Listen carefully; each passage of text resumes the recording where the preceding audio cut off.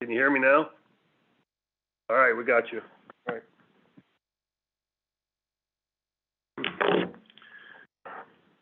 David, you ready?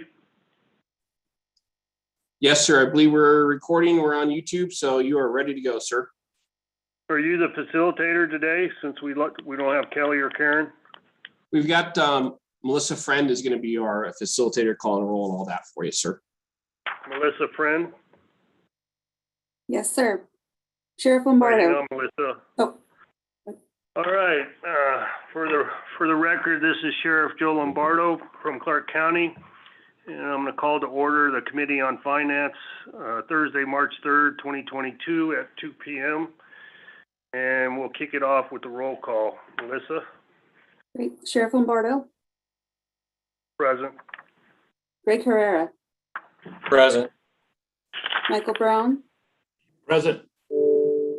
Christopher Lake. Present. Carolyn Levering. Here. Aaron Lynch. Present. Stan Smith. Present. Dave Fogerson. Present. Samantha Laddick. Here. Great. Thank you. Chairs, you have quorum. All right, just a matter of clarification. I don't know who's best to answer, David or Melissa. I'm looking at the current agenda under current voting membership. Do we have a problem? Because Chris Lake or Aaron Lynch isn't listed. Sir, Dave Fogerson, for the record, the agenda that I have does show them both listed under current voting membership on the first page of the agenda. Oh, okay. Disregard. They put it over in another column. I just didn't read across. That's my ignorance. All right, moving forward. Agenda item number 2, public comment. No action may be taken upon a matter raised under this item of the agenda until the matter itself has been specifically included on an agenda item as an item upon which action may be taken. Do we have anybody that wants to make public comment on your end? I have nobody on my end. I have nobody on our end. Samantha, do I need to read the admonishment on the YouTube stream? No, I think you're good. Just give it a second and I think we're ready to move on. Okay, I might as well read it while we're waiting. Please be advised that the YouTube stream will be between 60 and 90 seconds behind the live meeting. If you would like to present a public comment, please call in using the above number to hear the meeting live. And what is that number, Samantha? Is it the 669-219 number? Yep, that's the one. All right, 669-219-2599. All right, hearing no one, we will move on. Agenda item number 3, approval of the minutes. Possible action. Does everybody have a copy of the minutes? And if so, is there any additions or deletions? Melissa? I have had no comment. Okay, is there any comments from anybody on the line? Sheriff Lombardo, Greg Herrera, for the record, I've read through the minutes and it looked good to me. I'd make a motion to approve the minutes. All right, we have a motion. All those in favor, aye. Aye. Aye. All those against, nay.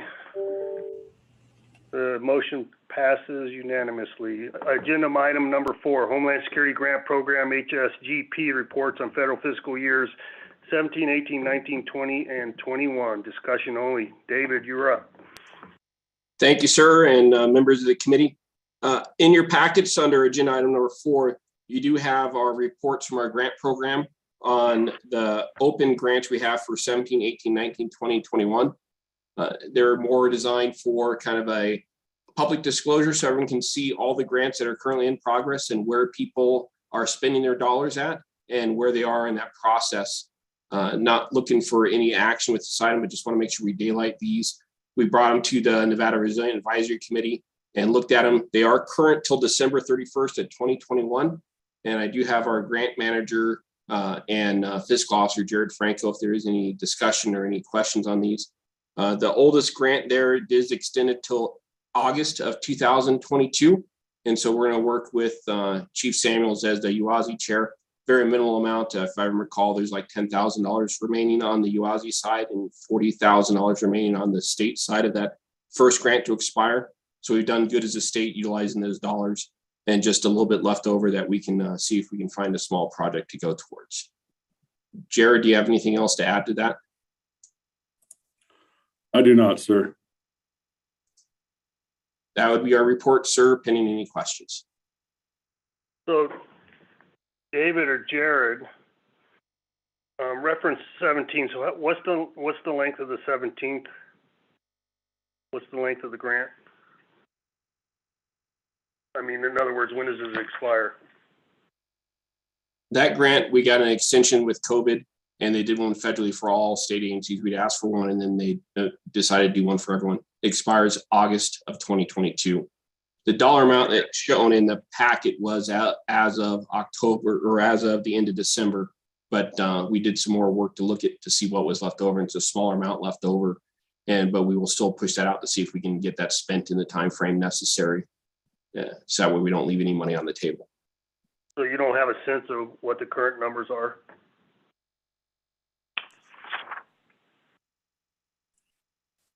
Sheriff from Otto, this is Jared Franco for the record. I can get you those numbers with the drop dead date of when they need to be spent by the end of today.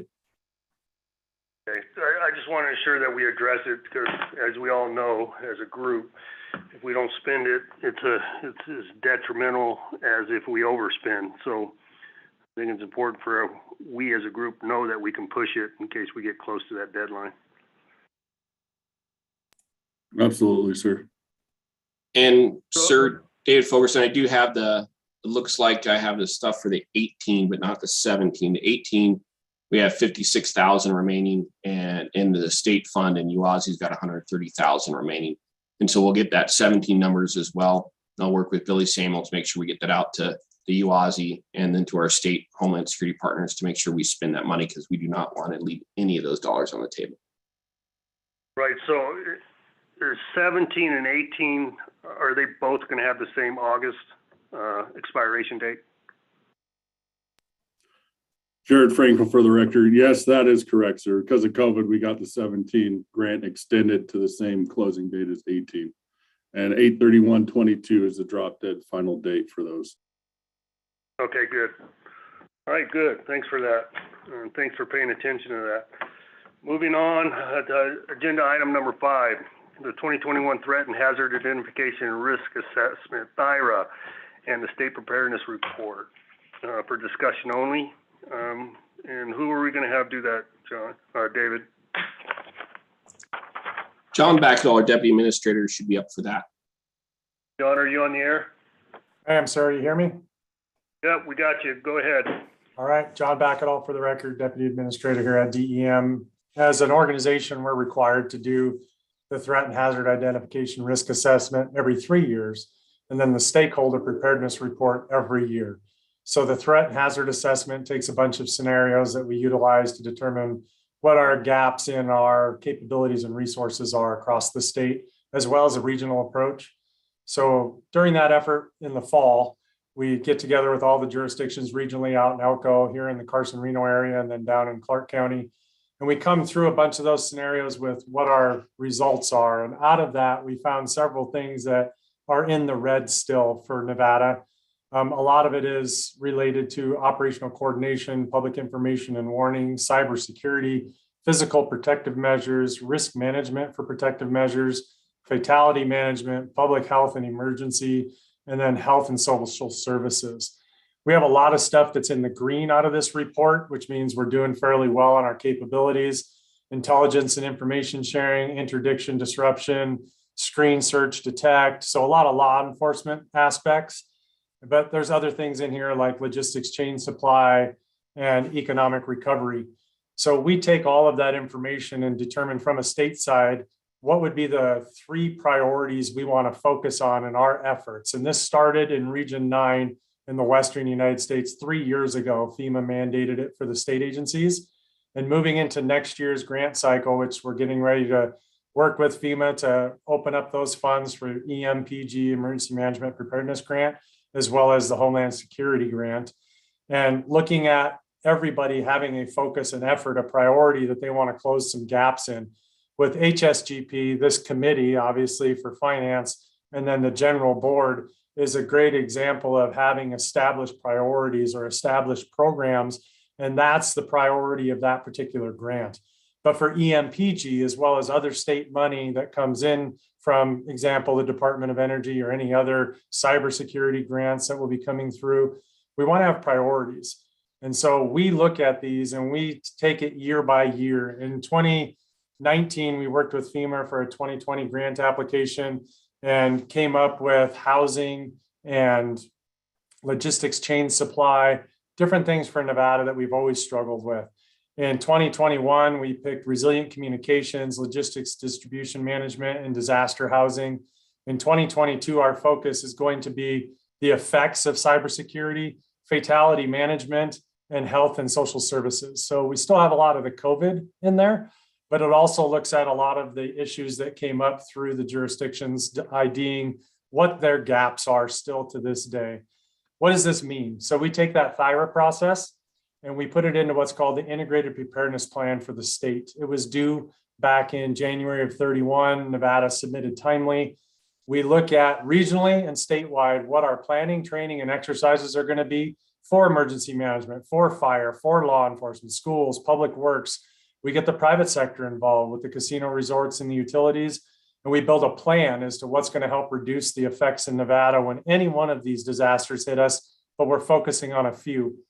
So we're looking to close our gaps using these processes, the THIRA, the SPR, as well as the Integrated Preparedness Plan. And we submit all this information to FEMA, and this is how we get our money.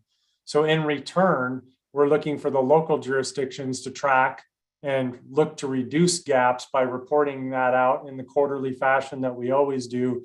But then Nevada is going to take an extra step in that at the end and work with our jurisdictions to identify how we've closed those gaps and at what percentage do we feel we've reduced the impacts post-disaster or pre-disaster.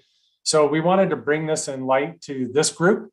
It was presented to the Nevada Resilience Advisory Committee last week in an effort to have statewide coordination, statewide observation as to what we're doing as an agency and how we're working with all of our partners to make sure the federal money is coming into the state is being used as the federal government would like us to use, but it's also Nevadanized to meet what we need it to be used for. And so we take all these different steps from THIRA, from IPPW, and then presenting back to these groups, and specifically today, this finance committee, so that you understand all the efforts and work that goes into this and the processes we're taking to work with our partners for our partners. This is not a DEM decision. It's not a DEM operation. It's a state of Nevada operation. So we want to make sure everybody's on the same page as us. So that's all I have, sir, pending any questions. Thank you, John. Is there any questions from the members?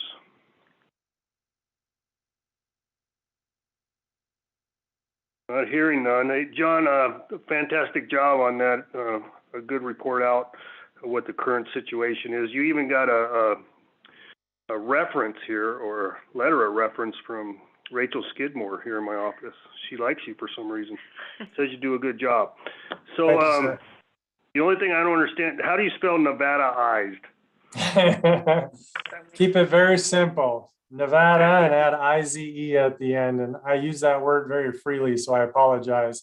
But I like to make sure that everything we're doing, no matter how the federal government tells us we need to do it, it has to reflect on the local jurisdictions and what we need for Nevada. So it's kind of my word I've used for a while, and glad I could introduce it to the group. All right, thank you. Any other comments? Okay, not hearing any. We'll move on to agenda item number 6, state and local cybersecurity grant program, discussion only. David? Thank you, sir, and committee. Dave Fogerson for the record. We know we had a new cybersecurity grant that's coming forward for Homeland Security. We just don't have all the details yet. So in your packets is all the details we've gotten so far, and we've discussed it at INRAC. We got a little bit more detail there from Misty Robinson from the Southern Nevada Health District, who's on another committee. In one of the federal spending bills in November, they provided $1 billion over 4 years to be spread amongst the states and they want a majority of the money to go to local government. And so one of the things that we are still unsure of is with the new cyber grant.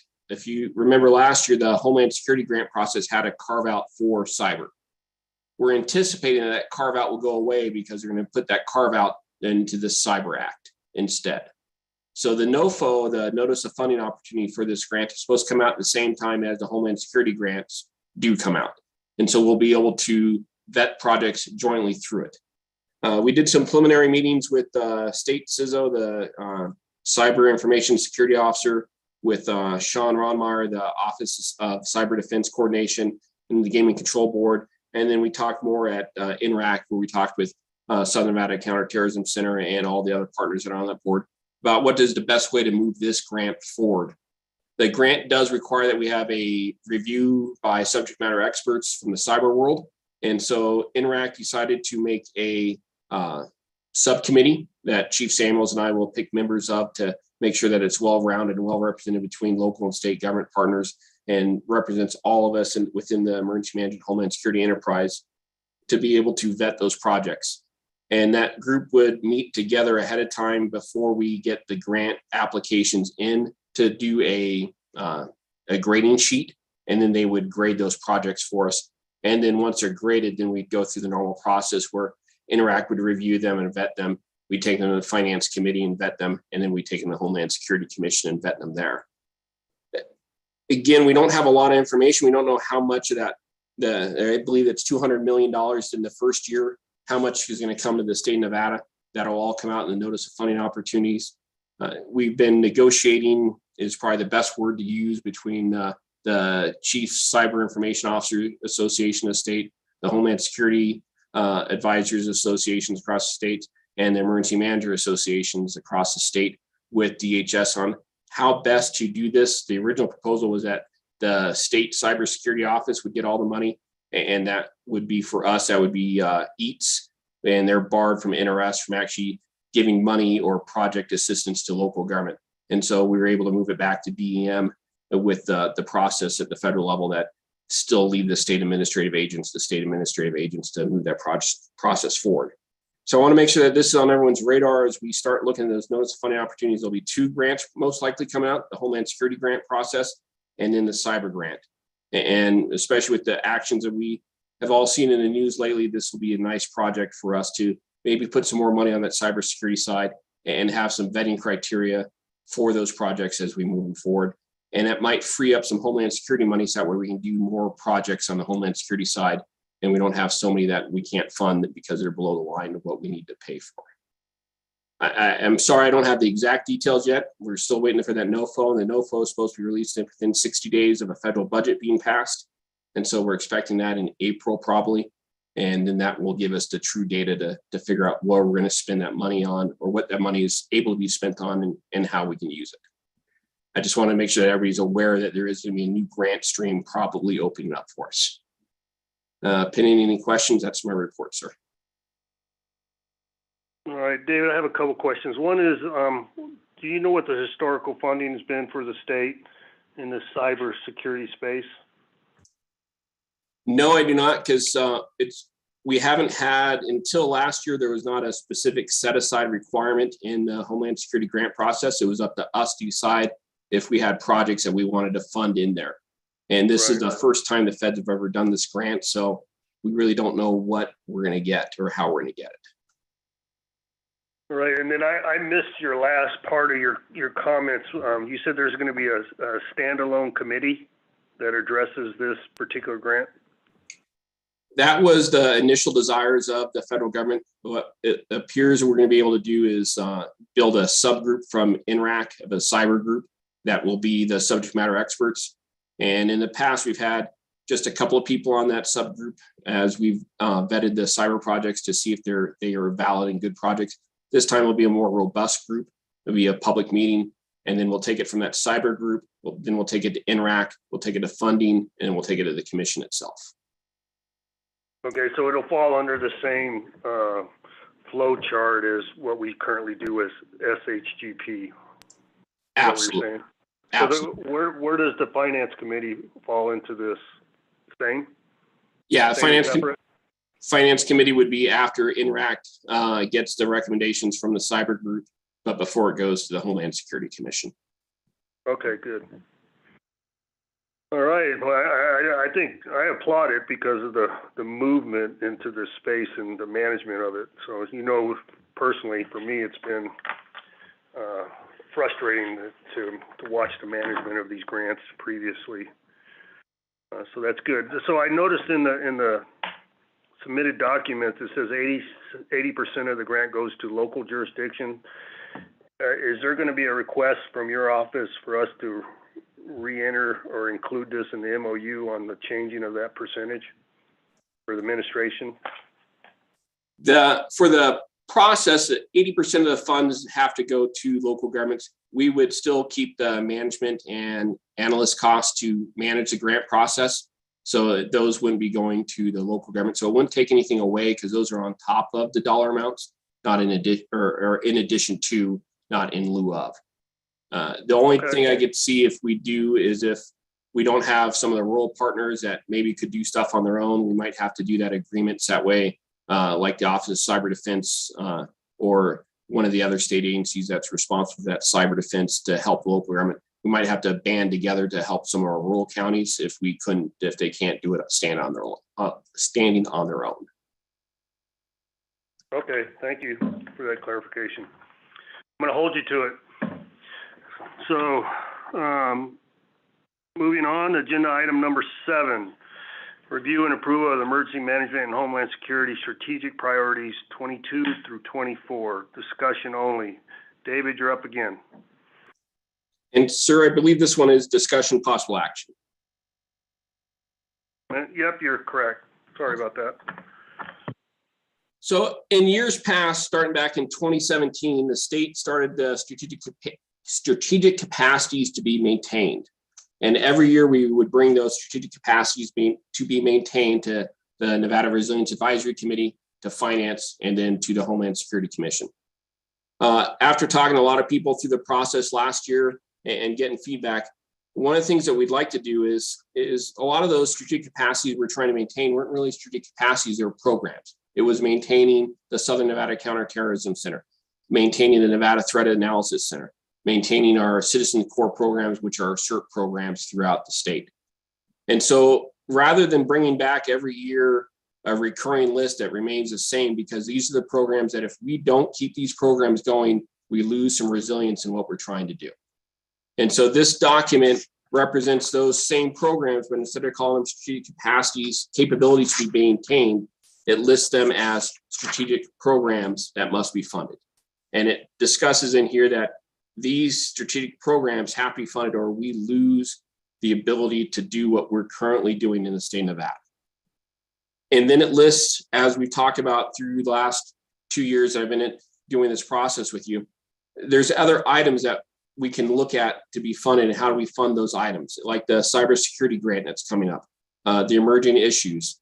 And then we also have our friends in public health preparedness of the state that have actually more money for Homeland Security than we have for Homeland Security that they're funding towards the public health side.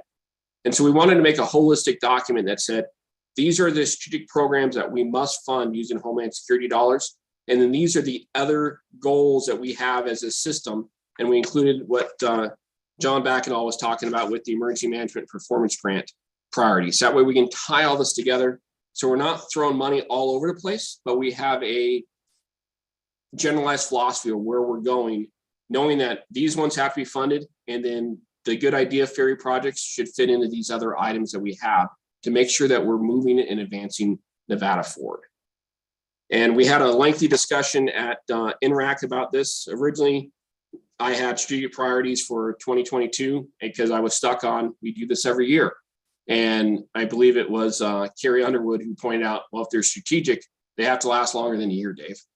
And so we've revised it to a 3-year plan of 22, 23, 24, included all those programs that we need to make sure are funded, and then looked at the goals across that enterprise of what is emergency management, Homeland Security, public health preparedness, law enforcement, all those components that get tied together when we start talking these funds.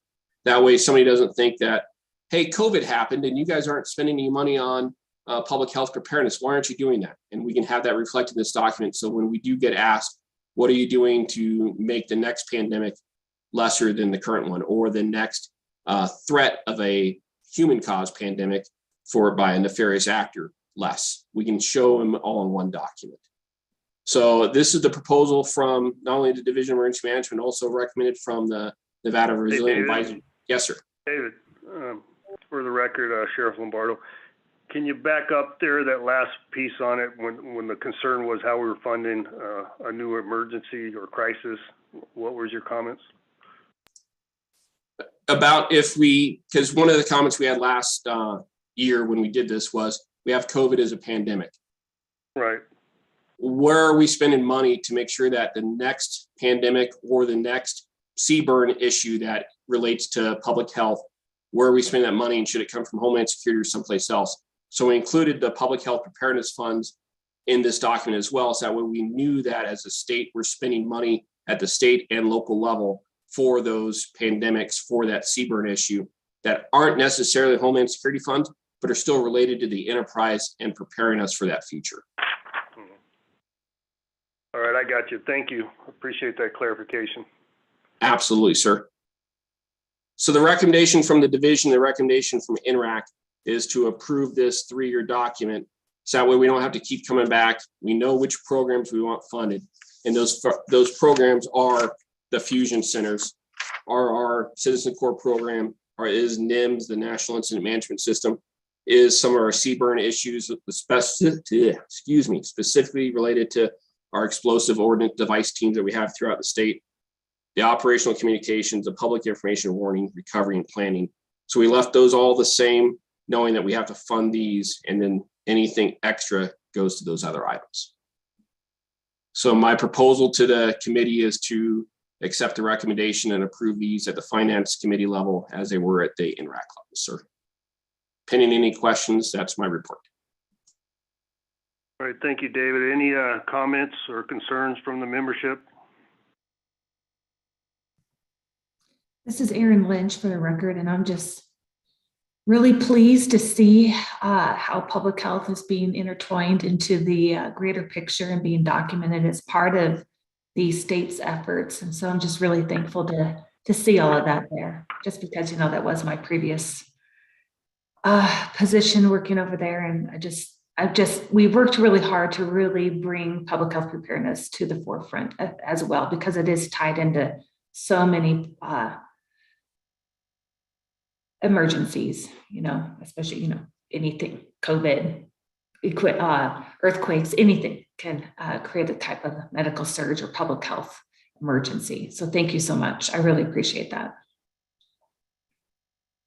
Thank you, Aaron. I appreciate you putting that on the record. I agree with everything you just said. So any other committee member? Okay, with none here being heard, can I have somebody make a motion? Greg, can you do that for us? Absolutely. I'd like to make a motion to approve the emergency management and Homeland Security priorities 2022-2024 as discussed by Chief Ogerson. Okay, we have a motion. All those in favor, aye. Aye. Aye. All those against, nay. Hearing none, motion passes. Thank you, David. Very good work on that. All right, moving on to final agenda item 8, public comment. I'll read the narrative. No action may be taken upon a matter raised upon this item or agenda until the matter itself has been specifically included on the agenda, upon which action may be taken. Please be advised that your YouTube stream will be between 60 and 90 seconds behind the live meeting. If you would like to present a public comment, please call in using the above number to hear the meeting live. That number being 669-219-2599. And so I'll give it 60 seconds. Is there anybody on your end? There are no questions or comments in the chat. No questions or comments on my side, and so Sheriff? we'll give it a minute. Go ahead. We just got some information. Jared was able to find out that the Homeland Security Grant Program in 2017 does have $41,104.30 remaining in it. $41,104.30. So we'll be able to work with Chief Samuels on that and get that out to see if we have anybody that can spend that before August. Hey, Chief Samuels, are you on the air? Is County Fire on the air? He's there and he just unmuted, but I don't hear him. I'm sorry, go ahead. What'd you say? There he is. Chief Samuels, you there? His speaker isn't, or his microphone isn't working. We can see him talking, but Okay, well, he can't make it work. all right, I'll assume that he can hear us. I just wanted to make sure that you, Chief, that you're aware of that dollar amount and the needs for to address any issues that you may have lacking or some delta in your programs or your IEs, that we address it before the expiration date.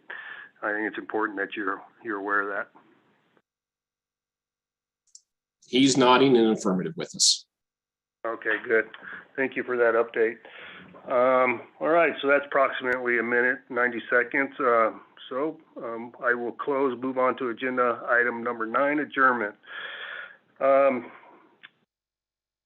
We have the date for the next meeting. Gary, do you have it, or do we need to wait to find out what that is? Sir David Fogerson for the record. We're waiting to see when the federal budget gets passed and then when the NOFO gets released, because they do have a time period for that, and then we'll set it as soon as we can find that out. All right, great. All right, so this is an action item. Do I have a motion to adjourn? Sheriff Lombardo, Greg Herrera for the record, make a motion to adjourn. All right, motion, I assume everybody's a yay on that. So thank you guys, everybody, I appreciate it. And Greg, thank you for coming forward and making the motions. And then we'll be in touch on the next meeting. Have a great day.